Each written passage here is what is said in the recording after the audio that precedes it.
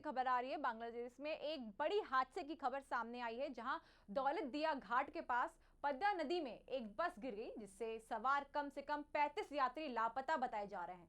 मिली जानकारी के अनुसार यह हादसा उस समय हुआ जब बस घाट के पास से गुजर रही थी और अचानक नियंत्रण खोकर नदी में जा गिरी।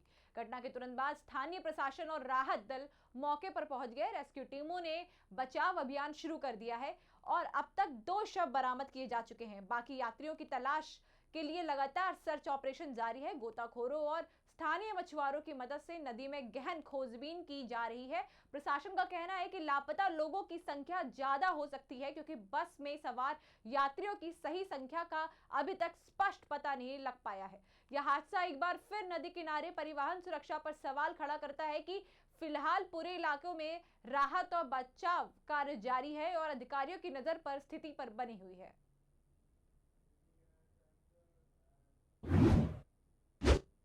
बढ़ते हैं अगली खबर की ओर। गोरखपुर से खबर आ रही है। गोरखपुर उत्तर प्रदेश से एक तस्वीर सामने आई है, जहां मुख्यमंत्री योगी आदित्यनाथ ने गोरखनाथ मंदिर की गौशाला में पहुंचकर गौ सेवा की।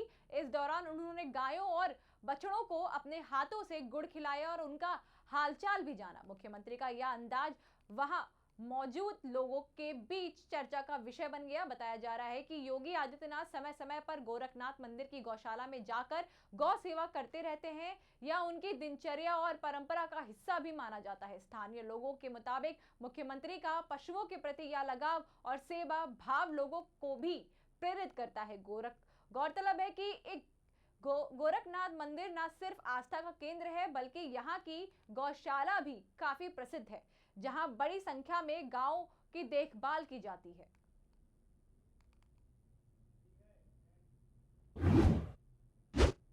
बढ़ते हैं अगली खबर की ओर। खबर कोलकाता से आ रही है। कोलकाता से सियासी और धार्मिक आयोजन से जुड़ी बड़ी खबर सामने आ रही है। पश्चिम बंगाल और विधानसभा में नेता प्रतिपक्ष शुवेंदु अधिकारी भवानीपुर विधानसभा क्षेत्र में रामनवमी के अवसर पर रैली निकालेंगे। जानकारी के मुताबिक यह रैली भवानीपुर इलाके में आयोजित की जाएगी, जहां बड़ी संख्या में समर्थकों के जुटने की संभावना है।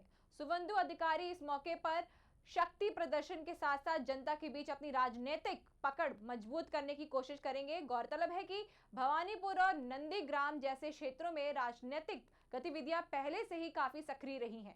ऐसे में रामनवमी के अवसर पर होने वाली यह रैली सियासी तौर पर भी अहम मानी जा रही है। प्रशासन की ओर से सुरक्षा के कड़े इंतजाम किए जा रहे हैं, ताकि आयोजन शांतिपूर्ण तरीके से संपन्न हो सके।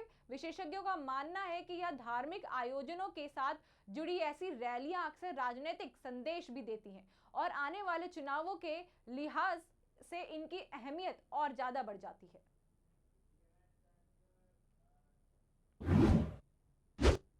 बढ़ते हैं अगली खबर की ओर।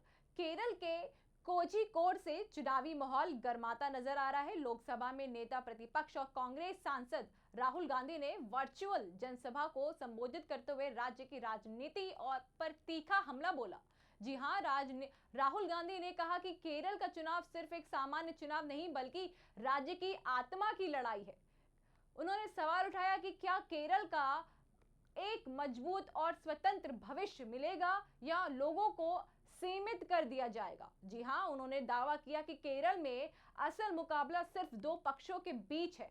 एक तरफ यूनाइटेड डेमोक्रेटिक फ्रंट और दूसरी तरफ लेफ्ट डेमोक्रेटिक फ्रंट के साथ भाजपा की पार्टनरशिप।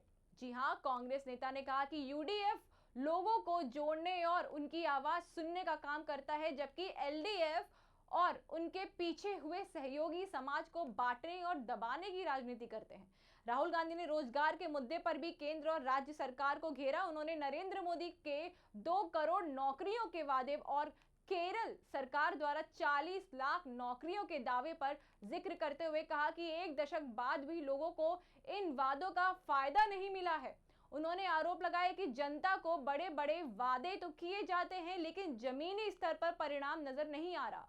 इस बयान के बाद केरल की राजनीति में बयानबाजी और तेज होने की संभावना है, क्योंकि चुनावी माहौल में इस तरह के आरोप प्रत्यारोप लगातार बढ़ते जा रहे हैं।